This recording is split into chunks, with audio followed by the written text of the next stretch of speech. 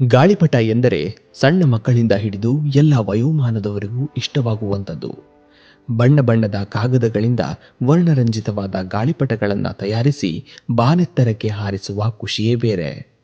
ಇಂತಹ ಸುಂದರ ಕ್ಷಣಕ್ಕೆ ಸಾಕ್ಷಿಯಾಗಿದ್ದು ಉದಯವಾಣಿ, ನವಮಂಗಳೂರು ಬಂದರು ಪ್ರಾಧಿಕಾರದ ಪ್ರಾಯೋಜಕತ್ವ ಹಾಗೂ ಹಟ್ಟಿಯಂಗಡಿಯ ಶ್ರೀ ಸಿದ್ಧಿವಿನಾಯಕ ವಸತಿ ಶಾಲೆಯ ಸಹಯೋಗದೊಂದಿಗೆ ಆಯೋಜಿಸಲಾಗಿದ್ದ ಅಕ್ಷರ ಅಂಬಾರಿ ಮಕ್ಕಳ ಉತ್ಸವದಲ್ಲಿ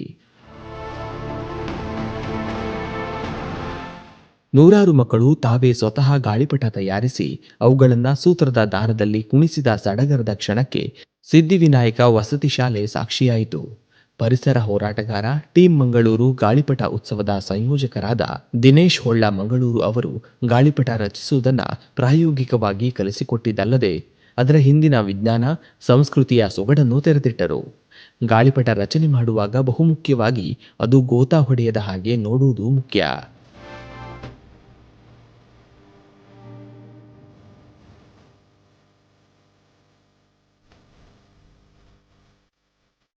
ನಮಸ್ತೆ, ನನ್ನ ಹೆಸರು ದಿನೇಶ್ ಹೊಳ್ಳ ಅಂತ ಮಂಗಳೂರಿಂದ ಬಂದಿದ್ದೇನೆ. ಇವತ್ತು ಉದಯವಾಣಿಯವರು ಅಕ್ಷರ ಅಂಬಾರಿಯಲ್ಲಿ ಭಾಗವಹಿಸಿ ಮಕ್ಕಳಿಗೆ ಕೊಟ್ಟ ಸಬ್ಜೆಕ್ಟ್ ಗಾಳಿಪಟ. ಗಾಳಿಪಟ ಅಂದರೆ ಒಂದು ಸಂಶೋಧನೆ, ಒಂದು ಅನುಭವ, ಒಂದು ಚಾಲೆಂಜ್.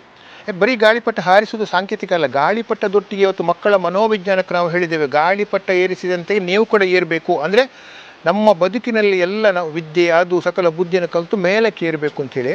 ಆದರೆ ಮಕ್ಕಳು ತುಂಬ ಇಂಟ್ರೆಸ್ಟಲ್ಲಿ ಮಾಡಿದ್ದಾರೆ, ಸೂತ್ರವನ್ನು ಕಟ್ಟಿದ್ದಾರೆ. ಹಾರಿಸಲಿಕ್ಕೆ ಇಲ್ಲಿ ಸ್ವಲ್ಪ ಗಾಳಿ ಅಡೆತಡೆಬೋದು ಮತ್ತು ಹಾರಿಸ್ತಾರೆ.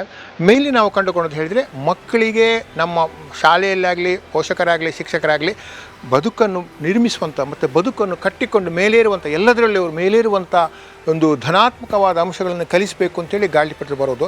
ನಾವು ಅದಕ್ಕೊಂದು ಉದಾಹರಣೆಗಳು ಕೊಟ್ಟಿದ್ದೇವೆ. ಗೋತ ಹೊಡಿತದೆ ಅಂದರೆ ಗೋತ ಹೊಡೆದರೆ ಗಾಳಿಪಟ ಬೀಳ್ತದೆ. ನೀವು ಕೂಡ ಲೈಫಲ್ಲಿ ಗೋತ ಹೊಳೆಯದಂತೆ ಯಶಸ್ಸಿನ ಸೂತ್ರವನ್ನು ಕಟ್ಟಿ ಮತ್ತೆ ನಿಮ್ಮ ಬದುಕನ್ನು ಭದ್ರತೆಯನ್ನು ರೂಪಿಸಿಕೊಳ್ಳಿ ಅಂತ ಇವತ್ತು ನಾವು ಗಾಳಿಪಟದವರಿಗೆ ಟ್ರೈನಿಂಗ್ ಕೊಟ್ಟಿದ್ದೇವೆ. ಚಂದ ಎಲ್ಲರೂ ಎಂಜಾಯ್ ಮಾಡಿದರೆ ಮುಂದಿನ ದಿನ ಅವರು ಹಾರಿಸ್ಬೋದು.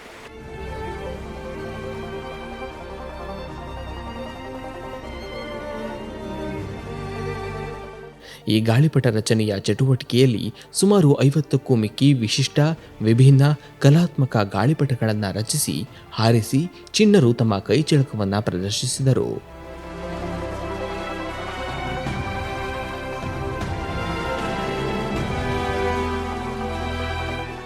ಗಾಳಿಪಟ ಹಾರೋದು ಕೂಡ ಒಂದು ತಂತ್ರಜ್ಞಾನದ್ದು ಜಾಮಿತಿ ಕೌಶಲ್ಯ ಅಂತ ಹೇಳ್ತಾರೆ, ಟೆಕ್ನಿಕಲ್. ನೋಡಿ, ಈಗ 45 ಡಿಗ್ರಿ ಹಾರಿಸೋದು. ನೀವು ಯಾವುದೇ ಗಾಳಿಪಟ ಮಾಡಿ ಅದು ಗಾಳಿಯ ವೈಫಲ್ಯ ತಂದರೆ ನಾವು ಹಾರಬೇಕಾದ್ರೆ ಫಸ್ಟ್ ಅದರ ಸೂತ್ರ ಕಟ್ಟಬೇಕು. ನಾನು ಆಗಲಿ ಹೇಳಿದೆ ಮಕ್ಕಳಿಗೆ 45 ಡಿಗ್ರಿ 40 ಡಿಗ್ರಿ ಅಂದರೆ ಗಾಳಿಯ ವೇರಿಯೇಷನಿಗೆ ಗಾಳಿ ನಾವು ಎಳಿತಿದ್ದೇಗೆ ಆ ಬಾಲಂಗೋಚಿಯ ಮೂಲಕ ಗಾಳಿಯನ್ನು ಎಳೆದು ಒಂಥರ ನೋಡಿ, ಇದು ಸೈನ್ಸ್. ಅಲ್ಲಿ ಕೂಡ ಟೆಕ್ನಾಲಜಿ ಬಂತು, ಸೈನ್ಸ್ ಬಂತು. ಈಗ ನಾವು ಕೂಡ ಟೀಮ್ ಮಂಗಳೂರಲ್ಲಿ ಸಣ್ಣ ಗಾಳಿಪಟ ಹಿಡಿದು 36 ಅಡಿ ಎತ್ತರದ ಲಿಮ್ಕೋ ರೆಕಾರ್ಡ್ ಆಗುವಷ್ಟು ಬಿಗ್ಗೆಸ್ಟ್ ಕೈಟ್ ಮಾಡಿದ್ದೇವೆ. ಎಲ್ಲ ಗಾಳಿಪಟಗಳಿಗೂ ಒಂದು ಸೂತ್ರ ಮತ್ತು ಮಾಡುವ ಟೆಕ್ನಿಕ್ ಮತ್ತು ಅಲ್ಲಿಯ ನಾವು ಹಾರಿಸುವ ಸ್ಥಳದಲ್ಲಿರುವ ಒಂದು ಇದಕ್ಕೆ ನಾವು ಅದೇ ಜಾಮಿತಿ ಕೌಶಲ್ಯ ಅಂತ ಹೇಳ್ತೇವೆ. ಅದ್ರ ಮೂಲಕ ಗಾಳಿಪಟ ಹಾರಿಸೋದು. ಇವತ್ತು ಮಕ್ಕಳಿಗೂ ಇವತ್ತು ಸಣ್ಣ ಪ್ರಮಾಣದ ಕಲ್ತಿದ್ದಾರೆ, ದೊಡ್ಡ ಪ್ರಮಾಣದಲ್ಲೂ ಮಾಡ್ಬೋದು. ಮುಂದೆ ಅವರು ಏನಾದರೂ ಒಂದು ಅವರ ಜಾಹೀರಾತು ಇದಕ್ಕೆ ಅಥವಾ ಏನಾದರೂ ಇದು ಗಾಳಿಪಟವನ್ನು ಹಾರಿಸಿ ಪ್ರಚಾರಕ್ಕೆಲ್ಲ ಬಳಸ್ಕೊಳ್ಬೋದು. ಆ ಟೆಕ್ನಿಕ್ ನಾವಿಲ್ಲಿ ಹೇಳಿಕೊಟ್ಟಿದ್ದೇವೆ. ಮೇಯ್ನ್ಲಿ ಅದರಲ್ಲಿ ಜಾಮಿತಿ ಕೌಶಲ್ಯ, ಟೆಕ್ನಾಲಜಿ, ಸೈನ್ಸ್ ಆ್ಯಂಡ್ ಟೆಕ್ನಾಲಜಿ. ಈಗ ಪಾಠದಲ್ಲಿ ಹೇಗೆ ದುಡ್ಡು ಅದೇ ಸೈನ್ಸ್ ಆ್ಯಂಡ್ ಟೆಕ್ನಾಲಜಿ ಕೂಡ ನಮ್ಮ ಗಾಳಿಪಟದಲ್ಲಿ ಬರ್ತದೆ. ನಾವು ಟೀಮ್ ಮಂಗಳೂರು ಇವತ್ತು ಒಂದು 10-12 ದೇಶಗಳಿಗೆ ಹೋಗಿ ಮಂಗಳೂರಿನ ಸರ್ವೇಶ್ವರ ನಿರ್ಮಾಣದ ಇವತ್ತು ಹಲವಾರು ದೇಶಗಳಿಗೆ ಭಾರತವನ್ನು ಪ್ರತಿನಿಧಿಸಿದ್ದೇವೆ. ದೊಡ್ಡ ಗಾಳಿಪಟಗಳನ್ನು ಮಾಡ್ತಾ ಇದ್ದೇವೆ. ಮೆಟೀರಿಯಲ್ ಯಾವುದನ್ನು ಯೂಸ್ ಮಾಡ್ತಾ ಇದ್ದೀವಿ? ಅದು ನಾವು ಈ ಪ್ಲಾಸ್ಟಿಕ್ ಬಟ್ಟೆ ಎಲ್ಲ ಶಾಶ್ವತ ಅಲ್ಲ. ನಾವು ರಿಪ್ಸ್ಟಾಪ್ ನೈಲನ್ ಅಂತ ಒಂದು ಬಟ್ಟೆ ಉಂಟು. ಅದು ಫ್ರಾನ್ಸ್ ಮತ್ತು ಇಂಗ್ಲೆಂಡಲ್ಲಿ ಗಾಳಿಪಟ ಮತ್ತು ಪ್ಯಾರಾಜೂಟಿಗೆ ಮಾತ್ರ ಇರುವಂಥ ಬಟ್ಟೆ. ತುಂಬ ಕಾಸ್ಟ್ಲಿ, ಎಕ್ಸ್ಪೆನ್ಸಿವ್. ಆದರೆ ಅದು ತೆಳುವು ಪೇಪರ್ನಾಗೆ ನೀವು ಎಷ್ಟೇ ಇದು ಮಾಡಿದ್ರೆ ಹರಿಯುವುದಿಲ್ಲ. ಈಗ ನಮ್ಮ ಲಿಮ್ಕಾ ರೆಕಾರ್ಡ್ ಆದ ಗಾಳಿಪಟಕ್ಕೆ 20 ವರ್ಷ ಆಯ್ತು, ಇವತ್ತಿಗೂ ಇದೆ ಅದು. ಇಲ್ಲೆಲ್ಲ ಬೇರೆ ಬೇರೆ ಗಾಳಿಪಟ ಉತ್ಸವಗಳಿಗೆ ತಗೊಂಡು ಹೋಗ್ತೇವೆ. ಮತ್ತು ಹಾರಿಸುವ ರೀತಿ, ಈಗ ನಮಗೆ 18 ಸೂತ್ರ ಕಟ್ಟಿದ್ದೇವೆ. ಆ 18 ಸೂತ್ರವನ್ನು ಹಾರುವಂಥ ಟೆಕ್ನಿಕಲ್ ನಮ್ಮಲ್ಲಿ, ಈಗ ನಾನು ಡಿಸೈನರ್, ಇನ್ನೊಬ್ಬರು ಹಾರಿಸುವ ಟೆಕ್ನಿಷಿಯನ್ ಒಬ್ಬರು ಇದ್ದಾರೆ ಪ್ರಶಾಂತ್ ಅಂತ. ಹಾಗೆ ನಾವು ಟೀಮ್ ಮಂಗಳೂರು ಈ ಥರ ಬೆಳೆದು ಮತ್ತು ಬೇರೆ ಬೇರೆ ದೇಶಗಳಿಗೆ ಹೋಗಿ ಅಲ್ಲಿಯ ಗಾಳಿಪಟಗಳನ್ನು ವಿನ್ಯಾಸಗಳನ್ನು ಅವರು ಮಾಡುವ ಶೈಲಿಯನ್ನು ಟೆಕ್ನಾಲಜಿ ನೋಡಿ ನಾವು ಕೂಡ ಏರೋಫಾಯಿಲ್ ತುಂಬ ಅಂದರೆ ಗಾಳಿಪಟ. ಈಗ ನಮ್ಮ ಪಣಂಬೂರು ಬೆಚ್ಚ ಎಷ್ಟು ಜನ ಕೇಳ್ತಾರೆ, ಅದು ಈ ಗ್ಯಾಸ್ ಇಲ್ಲದೆ ಗಾಳಿಪಟ ಹೇಗೆ ಹಾರ್ತದೆ ಅಂತ. ಅದು ಏರೋಫಾಯಿಲ್ ಗಾಳಿಪಟ, ಗಾಳಿ ತುಂಬಿ ಹಾರುವಂಥದ್ದು. ಅದಕ್ಕೊಂದು ಲಿಫ್ಟರ್ ಕೈಟ್ ಒಂದು ಮೇಲೆ ಉಂಟು, ಅದು ಯಾರಿಗೂ ಕಾಣೋದಿಲ್ಲ, ಅದು ಎಳ್ಕೊಂಡು ಹೋಗೋದು. ಅದನ್ನು ಅದು ಕೆಳಗೆ ಬಂದರೆ ಇದು ಕೆಳಗೆ ಇಳಿತದೆ. ಹಾಗೆ ನಮ್ಮ ಯಕ್ಷಗಾನ, ಕಥಕ್ಕಳಿ, ಭರತನಾಟ್ಯ, ಭೂತಾರಾಧನೆ, ಮೊನ್ನೆ ಫ್ರಾನ್ಸಿಗೆ ಒಂದು ರಥ, ನಮ್ಮ ತುಳುನಾಡಿನ ಭಾರತದ ಕರ್ನಾಟಕದ ಎಲ್ಲ ಸಾಂಸ್ಕೃತಿಕ ವಿನ್ಯಾಸಗಳನ್ನು ಗಾಳಿಪಟ ಮಾಡಿ ಇವತ್ತು ವಿದೇಶ ದೇಶಗಳಲ್ಲಿ ನಮ್ಮ ಗಾಳಿಪಟಕ್ಕೆ ಬೇಡಿಕೆ ಯಾಕೆ ಅಂತ ಹೇಳಿದರೆ ನಮ್ಮ ಕಥಕಳಿ ಇರ್ಬೋದು, ಯಕ್ಷಗಾನ ಇರ್ಬೋದು, ಕಲರ್ಫುಲ್ ಈ ಬಣ್ಣಗಳಿಗೋಸ್ಕರ ನಮ್ಮನ್ನು ಬೇರೆ ಬೇರೆ ದೇಶಗಳಲ್ಲಿ ಕರೀತಾ ಇದ್ದಾರೆ. ಫ್ರಾನ್ಸಿಗೆ ಒಂದು 7-8 ಸಲ ಹೋಗಿದ್ದೇವೆ. ಬೇರೆ ಬೇರೆ ಹೊಸ ಹೊಸ ದೇಶಗಳಿಗೆ ಹೋಗಿ ಹೊಸ ಹೊಸ ಟೆಕ್ನಾಲಜಿನ ಕಲಿತುಕೊಂಡು ಟೀಮ್ ಮಂಗಳೂರು ಬೆಳವಣಿಗೆ ಆಗ್ತಾ ಉಂಟು.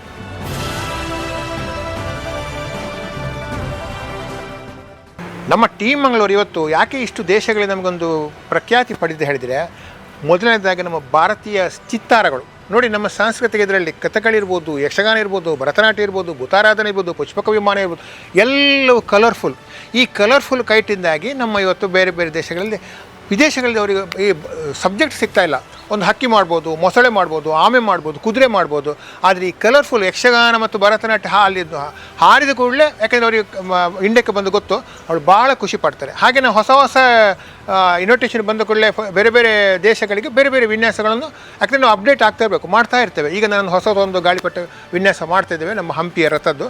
ಹಾಗೆ ನಮ್ಮ ವಿನ್ಯಾಸಗಳು ಮಾಡ್ತಾ ಹೊರಗಡೆಯಲ್ಲಿ ನಮಗೊಂದು ಇಷ್ಟು ಬೇಡಿಕೆ ಬರ್ತಾ ಉಂಟು. ಮತ್ತು ಇನ್ನೊಂದು ನಮ್ಮದು ಕಲಾತ್ಮಕವಾದ ಗಾಳಿಪಟ. ಆದ ಕಾರಣ ನಾವು ಕೆಲವರು ಹೆಚ್ಚಿನ ಗಾಳಿಪಟ ರೆಂಟಿಗೆ ತೊಗೊಂಡು ಬರ್ತಾರೆ, ಪರ್ಚೇಸ್ ಮಾಡ್ತಾರೆ. ನಾವು ಒಂದು ಗಾಳಿಪಟಕ್ಕೆ 3 ತಿಂಗಳು 4 ತಿಂಗಳು ನಿದ್ದೆ ಬಿಟ್ಟು ನಾವೇ ನಮ್ಮ ಗಾಳಿಪಟ, ನಾವು ಎಲ್ಲಿಗೂ ಯಾರ್ದು ರೆಂಟ್ ತೊಗೊಳ್ಳೋದಿಲ್ಲ, ಪರ್ಚೇಸ್ ಕೂಡ ಮಾಡ್ತಾರೆ. ನಮ್ಮ ಗಾಳಿಪಟ ನಾವೇ ಮಾಡೋದು. ಆದ ಕಾರಣ ಟೀಮ್ ಮಂಗಳೂರು ಇವತ್ತು ವಿಶ್ವವಿಖ್ಯಾತ ಬೇಡಿಕೆ ಇದೆ.